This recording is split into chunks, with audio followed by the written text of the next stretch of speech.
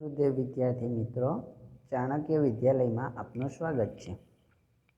આજે આપણે વાત કરવાની છે ધોરણ 11નું ચેપ્ટર નંબર 10, જેનું નામ છે જીભ।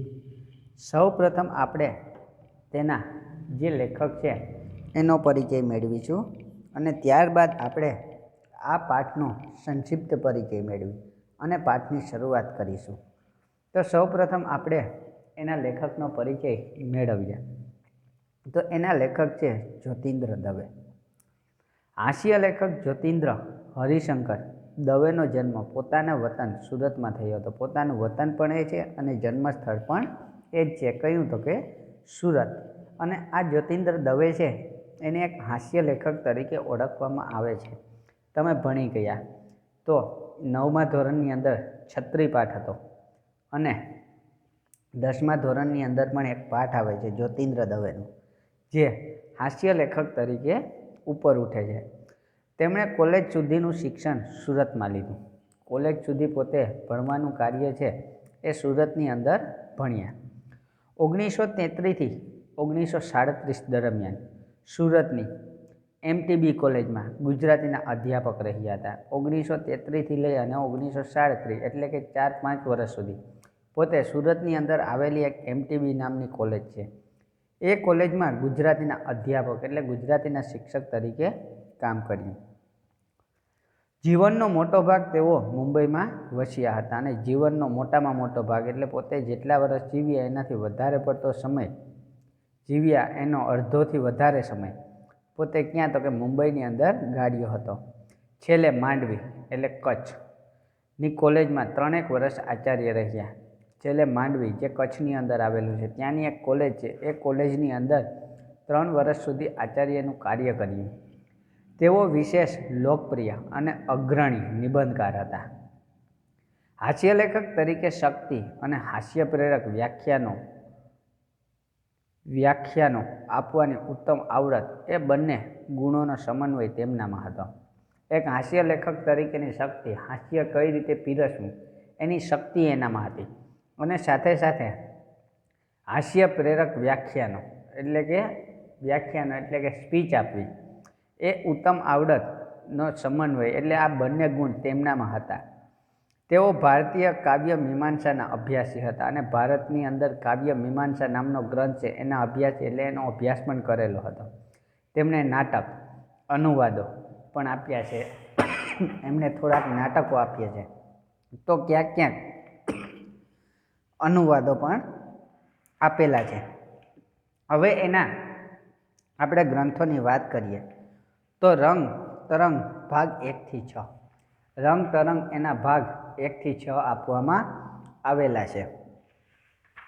પછી રેતીની રોટલી, મારી નોંધપોથી, પાનના બીડા, અલ્પમાનું આત્મપુરાણ, નજર લાંબી અને ટૂંકી, ત્રીજું સુખ, રોગ યોગ અને પ્રયોગ, જ્યાં ત્યાં પડે નજર મારી તથા પ્રતિનિધિ હાસ્ય લેખોનો સંગ્રહ જ્યોતિન્દ્ર તરંગ છે। તેમણે ઉત્તમ હાસ્ય નિબંધો પણ આપ્યા છે। ઉત્તમ એટલે સારામાં સારા ઘણા બધા હાસ્ય નિબંધો પણ આપેલા છે। ધનસુખલાલ મહેતા સાથે તેમણે અમે બધા નામની હાસ્યસભર નવલકથા આપી છે। ધનસુખલાલ મહેતા સાથે તે મળ્યા અને એ બંને સાથે મળી અને હાસ્યસભર નવલકથા એક બનાવી, એ પણ આપણને આપી। હાસ્યની વિવિધ પ્રવૃત્તિનો આશ્રય લેતી તેમની શૈલી હાસ્ય જન્માવે છે। હાસ્યની વિવિધ પ્રવૃત્તિનો આશ્રય લે છે, ઘણી બધી પ્રવૃત્તિઓ આપે છે અને આશ્રય લેતી તેમની જે શૈલી છે એ હાસ્ય પણ જન્માવી આપે। તેમને રણજીતરામ સુવર્ણચંદ્રક, નર્મદ સુવર્ણચંદ્રક પ્રાપ્ત થયો છે અને ક્યાંક રણજીતરામ સુવર્ણચંદ્રક આપવામાં આવેલો છે એક, અને એક નર્મદ ચંદ્રક પણ પ્રાપ્ત થયેલું છે। હવે આપણે વાત કરીએ આકૃતિની, કે આકૃતિ કે આ પાઠની અંદર જ્યોતિન્દ્ર દવેએ આપણને શું સમજાવેલું છે, કે શું આપવામાં આવેલું, તો કે આ કૃતિમાં જીભ વિશે જણાવતા લેખક કહે છે કે મનુષ્યની સર્વ ઇન્દ્રિયોમાં જીભનું સ્થાન વિશિષ્ટ છે। જે આ કૃતિ છે એની અંદર જ્યોતિન્દ્ર દવેએ જીભની વાત કરેલી છે। અને જીભ વિશે જણાવતા પોતે કહે છે કે મનુષ્યની સર્વ ઇન્દ્રિયોમાં જીભનું સ્થાન, જીભ છે એ વિશેષ પ્રકારની માનવામાં આવે. જીભ એક છે પણ બે કામ કરે છે. આપણી પાસે જીભ એક જ છે પણ એ જીભ કાર્ય કેટલા કરે છે? તો કે બે. ક્યાં ક્યાં? તો કે એક સ્વાદ પારખવાનું, એક સ્વાદ ચાખવાનું, તીખો, તુરો, મીઠો, કડવો. અને બીજું કામ શું? તો કે બોલવાનું. બોલવાનું કાર્ય પણ આપણી જીભ જ કરે છે. જીભ જન્મથી મરણ અને મરણ પછી પણ વાણી રૂપે અમર રહે છે. આપણી જીભ છે એ માણસ જન્મે ત્યારથી રોવાનું ચાલુ કરે છે, ત્યારથી એની જીભ ચાલુ થાય છે અને છેક મૃત્યુ પામે ત્યાં સુધી એની જીભ બંધ થતી નથી. અને પોતે મૃત્યુ પામ્યા પછી પણ વાણી રૂપે, એટલે કે એના અમુક વાક્ય હોય એ બીજા વ્યક્તિઓ યાદ રાખતા હોય એ પણ આપવામાં આવેલું છે.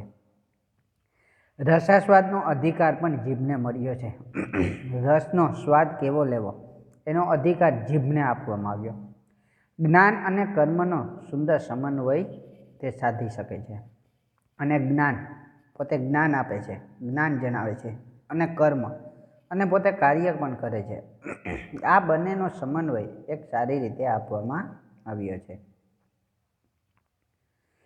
શરીરની વ્યાધિઓનો પરિચય પણ જીભથી થાય છે. શરીરની વ્યાધિ, વ્યાધિ એટલે કે દુઃખ, શરીરની અંદર આવતી દુઃખ, આપણી બીમારીઓ છે, એ બીમારીઓનો પરિચય પણ આપણે જીભ દ્વારા જાણવા મળે છે. જીભથી મનુષ્યના સંસ્કારોની ઓળખ થાય છે.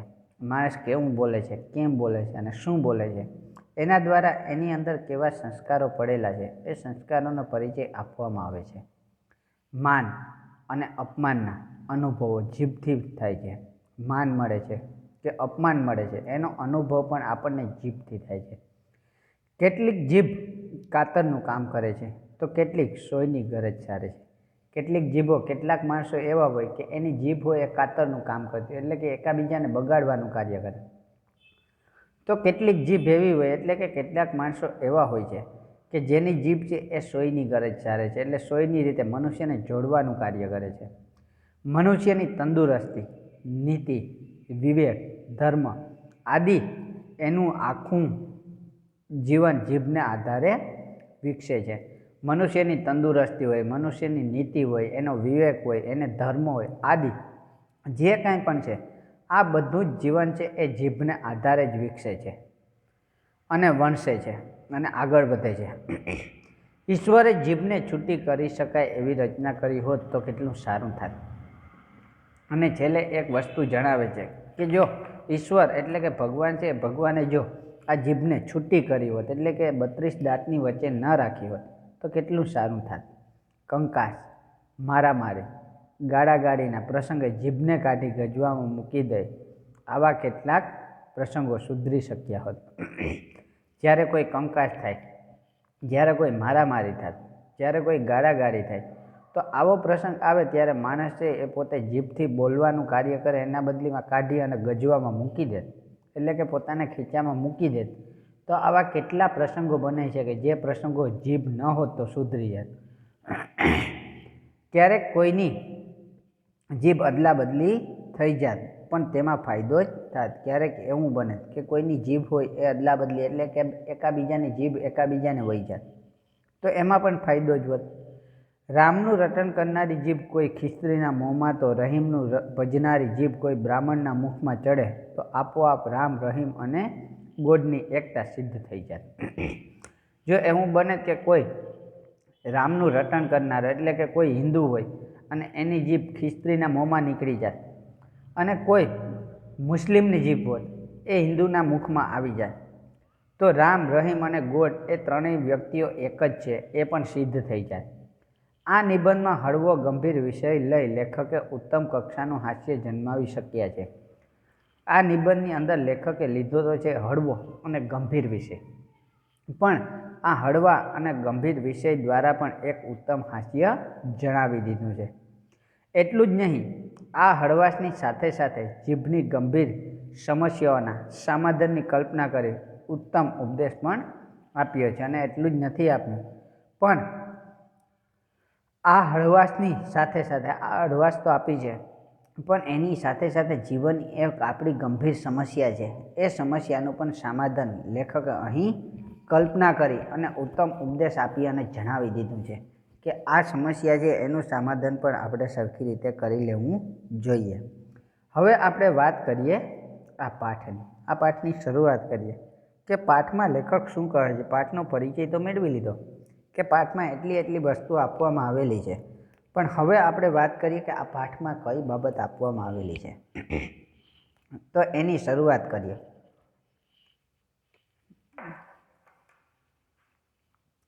મનુષ્યની સર્વ ઇન્દ્રિયોમાં જીભનું સ્થાન છે એ વિશિષ્ટ છે. મનુષ્યની સર્વ ઇન્દ્રિયો એટલે આપણી 5 પ્રકારની ઇન્દ્રિયો આપવામાં આવેલી છે, જેમાં એક નાક જે સૂંઘવાનું કાર્ય કરે, બીજું કાન જે સાંભળવાનું કાર્ય કરે છે, ત્રીજું મુખ જે બોલવાનું કાર્ય કરે છે, ચોથું આંખ જે જોવાનું કાર્ય કરે છે, અને પાંચમું આપણી ત્વચા એટલે કે આપણી ચામડી જે સ્પર્શ કરવાનું કામ કરે છે. અને આ જે જગ્યાએ સ્પર્શ થાય છે એ સીધો સંદેશો ક્યાં પહોંચાડે છે?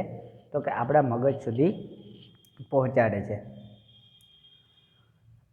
બીજી બધી કરતાં એનું મહત્ત્વ પણ વિશેષ છે, અને બીજી બધી ઇન્દ્રિયો કરતાં જીભ છે એનું મહત્ત્વ પણ વિશેષ માનવામાં આવે છે. કાન, હાથ, પગ આદિ 2 ઇન્દ્રિયો છે. આપણો કાન છે, આપણો હાથ છે, આપણો પગ છે, આ બધી 2 ઇન્દ્રિયો છે, 2 નસકોરા છે. તે કાર્ય એક જ કરે છે અને કાર્ય એક જ કરે છે. આ બધી 2 વસ્તુઓ છે, પણ 2 વસ્તુઓ ભેગી થઈને કામ એક જ કરે. એક સાંભળવાનું કામ કરવા માટે 2 કાન, આપણે સાંભળવા માટે 2 કાન આપ્યા. એક શ્વાસ લેવાનું કાર્ય કરવા માટે 2 નસકોરા આપ્યા. તો ચાલવાના એક કાર્ય માટે આપણને 2 પગ આપ્યા. જોવાના કામ માટે 2 આંખો આપી, પણ બોલવાનું ને સ્વાદ પારખવાનું એમ 2 કામ માટે એક જીભની જ નિમણૂક કરવામાં આવી. જો હાથ છે એ આપણે કાર્ય કરવા માટે 2 આપ્યા, તો પગ છે એ ચાલવા માટે 2 આપ્યા, તો નસકોરા શ્વાસ લેવા માટે. તો આંખ છે એ જોવા માટે 2 આપી, પણ જીભ એક જ આપી, પણ એ જીભ કાર્ય 2 કરે છે. ક્યું? તો કે એક સ્વાદ પારખવાનું એટલે સ્વાદ ચાખવાનું, અને બીજું છે એ બોલવાનું. માટે એકલી જીભની જ નિમણૂક કરવામાં આવી, અને આ 2 કાર્ય માટે આપણી એકલી જીભ જ આપવામાં આવી. ઘણી ખરી ઇન્દ્રિયો પર આપણો કાબુ નથી. ઘણી ખરી ઇન્દ્રિયો એવી છે કે જે ઇન્દ્રિયો ઉપર આપણો કાબુ નથી, એટલે કે આપણે એને ચૂપ બેસાડી શકતા નથી. કઈ રીતે? આપણી ઈચ્છા વિરુદ્ધ પણ પર સંસ્કારની અસર એના ઉપર થયા વગર રહેતી નથી. આપણી ઈચ્છા ન હોય છતાં પણ પર સંસ્કારો, જે સંસ્કારો આપણે ન લેવા હોય એ સંસ્કારો લેવા જ પડે છે. એના વગર આપણે રહી શકતા નથી. કોઈ આપણને ગાળ દેતું હોય અને સંભળાવી આપણને કુદરતી રીતે જ ન રૂચતી હોય તો પણ આપણે પોતાના કાન એ ગાળ આપણા મગજ સુધી પહોંચાડ્યા વિના નહીં રહે. જો કોઈ આપણને ગાળ દેતું હોય, એ ગાળ આપણે ગમતી ન હોય, આપણે ગાળ લેવી ન હોય, છતાં પણ આપણો કાન છે એ ક્યારેય બંધ કરી શકતા નથી. અને એ કાન છે એ ગાળને છેક ક્યાં સુધી પહોંચાડી દે? તો કે આપણા મગજ સુધી પહોંચાડ્યા વિના રહેતી નથી. ન જોવા જેવું આંખ અનેકવાર જુએ અને માથું ફેરવી નાખે એવી દુર્ગંધ નસિકા મગજને પહોંચાડે છે. ક્યારેક આપણી આંખ છે એ આપણે ન જોવું હોય છતાં પણ આપણે એ જોઈ લઈએ એવું કાર્ય કરે છે. તો ક્યારેક એવું બને છે કે દુર્ગંધ છે એ આપણો મગજ ફેરવી નાખે એવી આપણા નસકોરા દ્વારા આપણે ન લેવી હોય છતાં પણ દુર્ગંધ લેવી પડે છે. પરંતુ જીભની ઉપર તો મનુષ્યની પૂરેપૂરી સત્તા પ્રવર્તે છે. પણ બને છે એવું કે જીભની ઉપર તો મનુષ્યની પૂરેપૂરી સત્તા છે, પૂરેપૂરું જાણી શકે છે. એની ઈચ્છા હોય તો જ બોલવાનું કે સ્વાદ આપવાનું કાર્ય જીભ કરી શકે, અન્યથા નહીં. જો આપણી ઈચ્છા હોય તો જ આપણે સ્વાદ પારખી શકીએ, આપણે સ્વાદ જાણી શકીએ અને આપણે બોલી શકીએ. એ સિવાય આપણી જીભ આપણું એ કાર્ય કરતું નથી. આપણે ઈચ્છા થાય તો જ આપણે ખાઈએ અને સ્વાદ પારખી શકીએ, અને આપણે ઈચ્છા થાય તો જ આપણે બોલીએ. નહીંતર જીભ કોઈ દી બોલતી નથી કે કોઈ દી સ્વાદ ચાખતી નથી. બોલવાનું ને ખાવાનું દુનિયાના 2 મોટામાં મોટા કાર્ય એક નાનકડી જીભ બજાવે છે. એક બોલવું એટલે બોલવા દ્વારા ઘણું કાર્ય થાય, અને બીજું ખાવું જેના દ્વારા આપણા શરીરમાં લોહી મળે છે. આ 2 કાર્ય છે એક આપણી નાનકડી જીભ છે. એ જીભ ઘણું બધું મોટું કાર્ય કરે છે. માનવ જીવનમાં આના કરતાં વધારે ઉપયુક્ત કે જરૂરી બીજા કોઈ કાર્ય નથી અને માણસના જીવનમાં એક બોલવું અને બીજું ખાવું, આના સિવાય આનાથી વધારે કોઈ જરૂરી બીજા કાર્ય નથી. આ બંને કાર્યની મનુષ્યના જન્મથી શરૂઆત થાય છે અને જીવનનો અંત આવતા સુધી ચાલે છે. અને આ બે કાર્ય છે એટલે કે એક જમવું અને બીજું બોલવું. આ બે વસ્તુ છે એ મનુષ્ય જ્યાંથી જન્મ થાય છે ત્યારથી લઈ અને માણસ મૃત્યુ પામે છે ત્યાં સુધી આ બે વસ્તુ ચાલુ રહે છે. અથવા તો મનુષ્યના મરણ પછી પણ એની જીભનું કાર્ય તો ચાલુ જ રહે છે. અથવા તો એવું બને કે ક્યારેક ક્યારેક મનુષ્યનું મરણ થઈ જાય એટલે મનુષ્ય મૃત્યુ પામે છે અને મનુષ્યના મૃત્યુ પછી પણ આ કાર્ય તો ચાલુ જ રહે છે. એના મત, એનો અભિપ્રાય, એનું વચન આદિનો પાછળનાઓ વારંવાર ઉલ્લેખ કરીને એની વાણીને અમર બનાવે છે. અને જીભનું કામ કેમ ચાલુ રહે છે તો એનો મત કેવો હતો, એનો અભિપ્રાય એટલે એ વ્યક્તિ શું કહેવા માગે, એના વચન, અમુક વચન બોલી ગયા હોય છે. આ વચનો માણસ મૃત્યુ પામે છે ત્યાર પછી એના પાછળના વ્યક્તિઓ એટલે એના સગા સંબંધીઓ હોય એ વારંવાર એનો ઉલ્લેખ કરી અને એની વાણીને અમર બનાવતા હોય છે. ને એની પાછળ 12મું, 13મું, શ્રાદ્ધ, વર્ષી આદિ પ્રસંગો યોજી અને એની રસાસ્વાદની અભિલાષાને મરણ પછી સંતોષે છે. અને ક્યારેક ક્યારેક એની પાછળ 12મું કરે, 13મું કરે, અથવા તો શ્રાદ્ધ કરે, અથવા તો વર્ષી રાખે છે. આદિ જે એના માટેના જે પ્રસંગો કરે છે એ પ્રસંગો યોજી અને એના રસાસ્વાદ એટલે કે એને ભાવતું હોય એવી વસ્તુ એને ભોજનમાં રાખી અને એના મરણ પછી પણ એનું અભિલાષાને સંતોષ આપે છે. આમ જીભનું કાર્ય મનુષ્યના જન્મથી શરૂ થાય છે અને એ મરણ પછી પણ ચાલુ જ રહે છે. આમ જે જીભનું કાર્ય છે એ માણસનો જન્મ થાય છે, એ માણસના જન્મથી ચાલુ થાય છે અને જ્યારે માણસે એ મૃત્યુ પામે છે તો મૃત્યુ પછી પણ એની આ વસ્તુ છે એ તો ચાલુ જ રહે છે.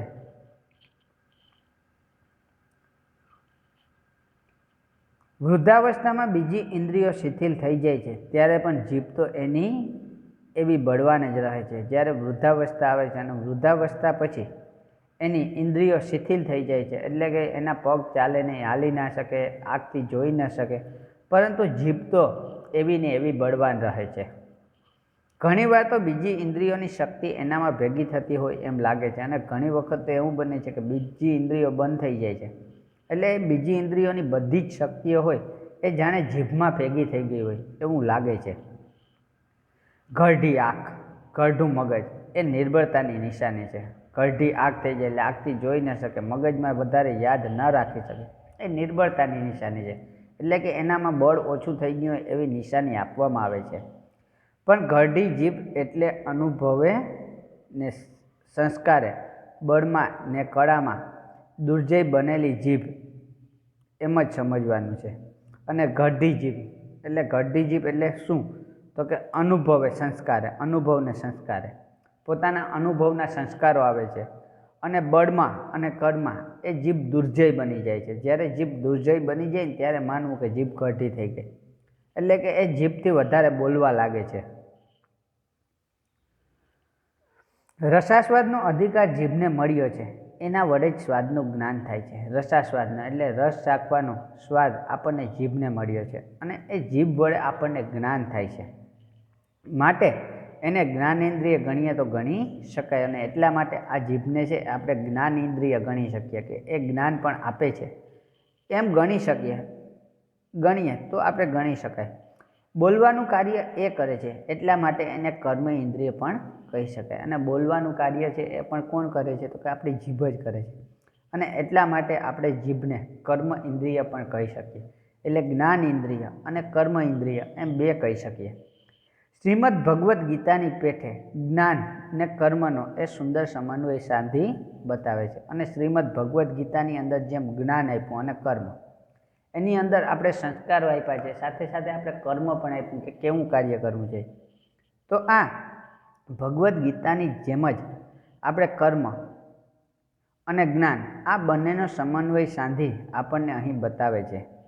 મનને હૃદય એની વચ્ચેનું એનું સ્થાન છે આ જીભનું સ્થાન ક્યાં છે? તો કે આપણું મન અને આપણા હૃદયની વચ્ચેનું.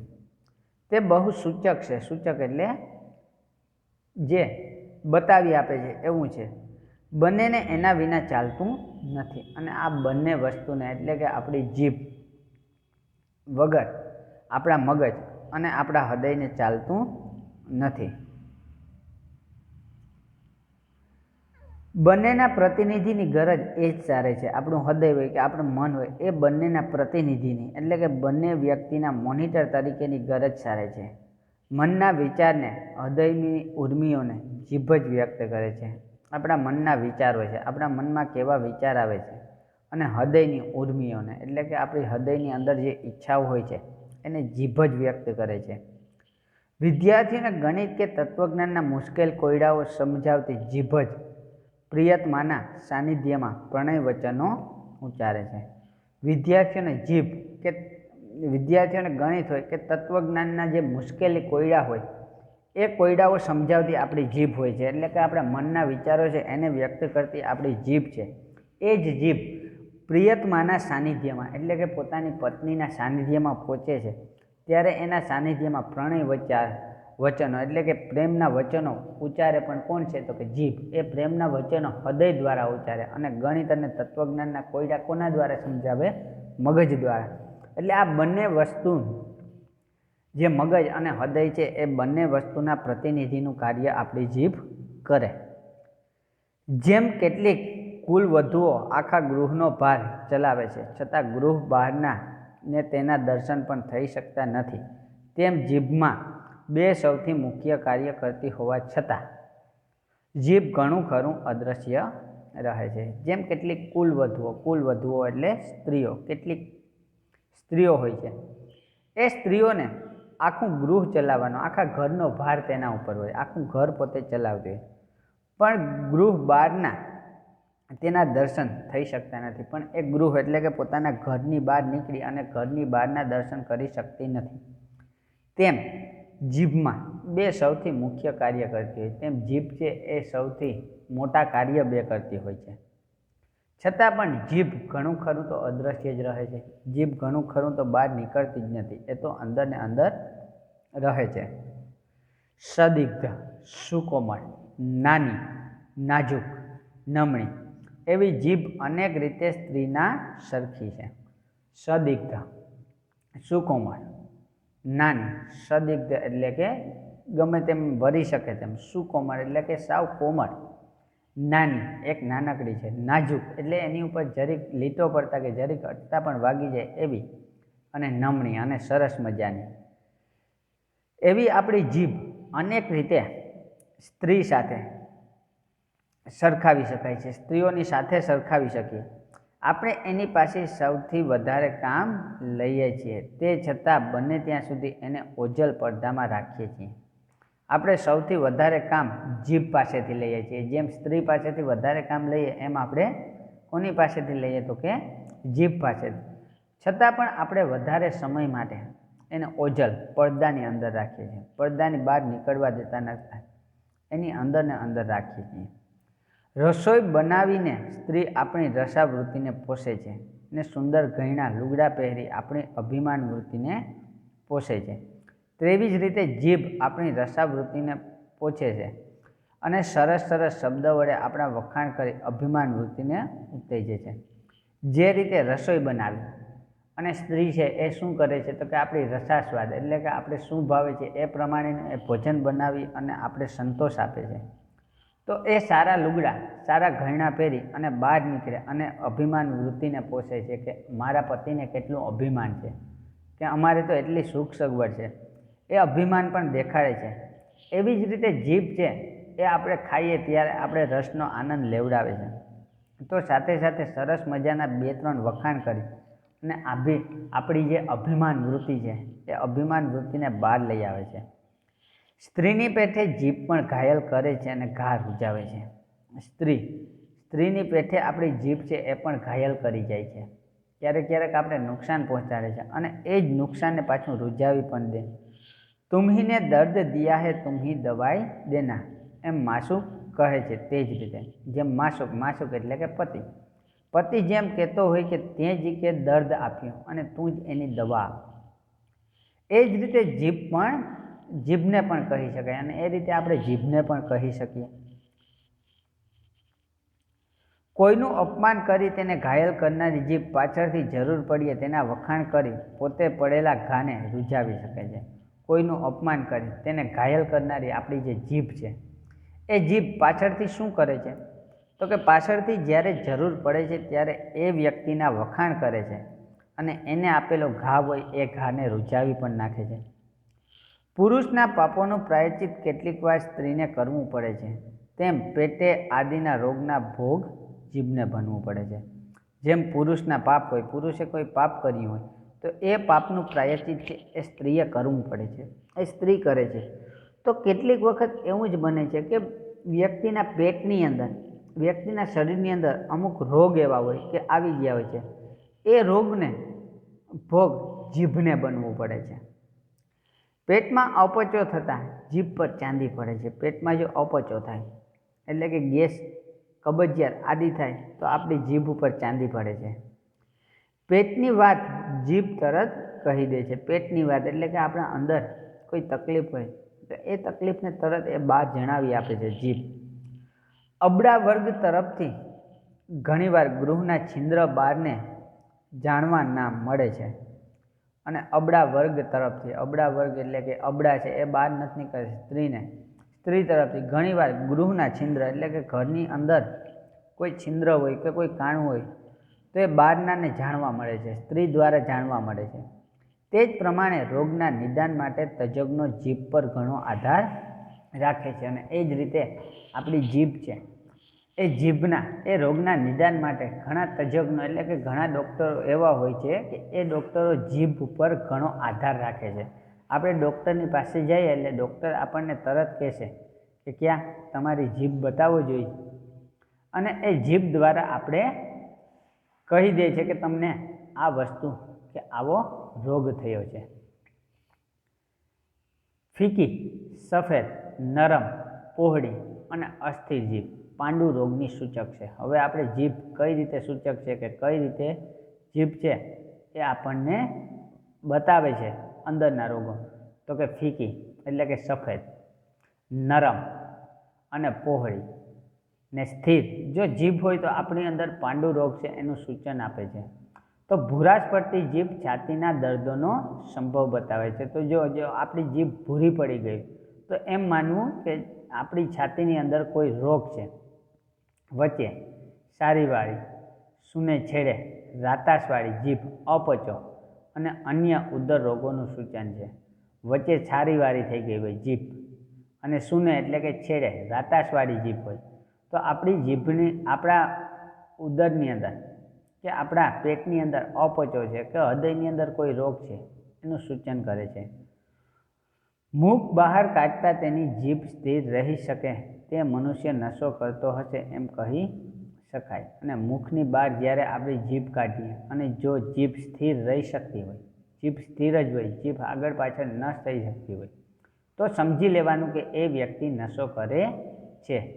મુખ બહાર કાઢતા એક બાજુથી બીજી બાજુએ જીભને હલાવી ન શકાય તો એ પક્ષઘાતનું ચિહ્ન છે. મુખની બહાર આપણે જીભ કાઢીએ અને પછી જીભને જો આમથી તેમ ન હલાવી શકીએ તો આપણે એવું માનવું કે આપણે પક્ષઘાત, એક બાજુથી બીજી બાજુ ન હલાવી શકીએ તો પક્ષઘાત એટલે હૃદય રોગના હુમલાનું એ ચિહ્ન દર્શાવે છે. આમ જીભ દેહના અનેક દર્દો ખુલ્લા કરે છે. આમ જોઈએ તો આપણી જીભ છે દેહ એટલે કે આપણા શરીરના અનેક એવા દર્દો હોય છે કે જે દર્દોને ખુલ્લા કરે છે. પરંતુ જીભ માત્ર શરીરના વ્યાધિઓને જણાવતી નથી, પરંતુ આપણી જીભ છે એ માત્ર ને માત્ર શરીરની વ્યાધિ એટલે કે શરીરની અંદર જે દુઃખ છે એને જણાવતી નથી. એ મનુષ્યના ગામ, જાતિ આદિની પણ માહિતી વગર પૂછીએ આપી દે છે. અને આ જીભ છે એ તો માણસનું ગામ હોય, માણસની જાતિ હોય, આદિ એટલે કે વગેરેની માહિતી છે એ તો વગર પૂછીએ આપણી જીભ આપી દેતી હોય છે. બ્રાહ્મણ, ક્ષત્રિય, વૈશ્ય, શૂદ્ર એ ભેદો પણ કદાચ જીભને આધારે કરવામાં આવતા હશે. એ વ્યક્તિ બ્રાહ્મણ હોય, વૈશ્ય હોય, ક્ષત્રિય છે કે શૂદ્ર છે, એ ભેદભાવ આપણે પાડીએ છીએ કદાચ આ જીભને લીધે હશે. જેની જીભ સહેલાઈથી નહીં જેવા કારણે ભયંકર શાપ આપી શકે તે બ્રહ્મર છે. જેની જીભ સહેલાઈથી એટલે કે એકદમ સરળતાથી નહીં એવું કારણ હોય, એક નાનકડું કારણ હોય અને આ નાનકડા કારણથી જો ભયંકર શાપ આપતી હોય ને તો આપણે સમજી લેવાનું કે આ વ્યક્તિ બ્રહ્મર્ષિ છે એટલે કે મોટો ઋષિ છે. જેની જીભ વેદ મંત્રના ઘન, જટા, ક્રમ આદિ પ્રકારે પાઠો કરી કસરત કરે તે સોમરસનું રસાસ્વાદ કરે તે બ્રાહ્મણ. જેની જીભ હોય એ વેદ મંત્ર ઉચ્ચારતી હોય, જટા હોય, ક્રમ ઇત્યાદિ પ્રકારે પાઠો કરી કસરત કરે અને સોમરસનું આસ્વાદન કરે. એટલે સોમરસ એટલે કે જે સારો રસ હોય એનું આસ્વાદ એટલે કે એને ધારણ કરે છે એવો વ્યક્તિ બ્રાહ્મણ. જેની જીભ વીર રસની વાતો કરે તે કસુંબીપણામાં રચતી રહે તે ક્ષત્રિય. અને જેની જીભ વીર રસની વાતો કરતી હોય અને કસુંબીપણામાં જ રચતી હોય એટલે કે જેનામાં શક્તિ ઘણી બધી હોય એવા વ્યક્તિઓને આપણે ક્ષત્રિય કહી દઈએ.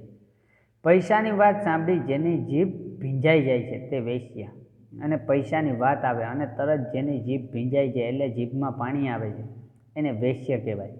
ને જેની જીભ ઘણું ખરું મૌન સેવે ને ઇતર વર્ણોના હુકમ સાંભળે હા મા બાપ કહે તે ક્ષુદ્ર. અને જેની જીભ હોય એ હંમેશાને માટે ચૂપ જ રહેતી હોય, મૌન જ રાખે અને કોઈ હુકમ કરે અને હુકમ તરત સાંભળી લે છે આવા વ્યક્તિઓ કદાચ શૂદ્ર હશે.